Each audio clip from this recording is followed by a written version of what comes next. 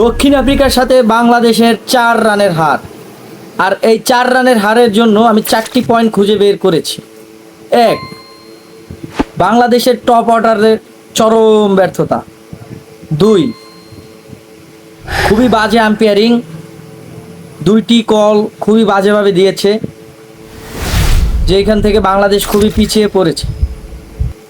3, বাংলাদেশের ব্যাটসম্যানদের শেষের দিকে এসে নার্ভ ধরে রাখতে না পারা, ম্যাচ ফিনিশ দেওয়ার যে একটা ক্ষমতা ওইটা না থাকা। 4, খুবই বাজে একটি পিচে খেলা, যেখানে 110 বা 20 রানকে মনে হয় 200 রান প্লাস স্কোর।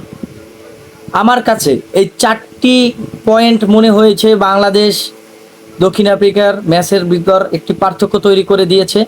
বাংলাদেশের হারার কারণ এই 4টি পয়েন্ট। আপনার কাছে কি মনে হয়?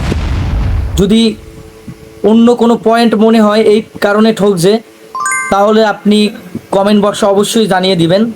এবং ভিডিওটি যদি আপনার কাছে ভালো লাগে অবশ্যই ফলো দিয়ে এবং শেয়ার দিয়ে পাশে থাকবেন। ধন্যবাদ।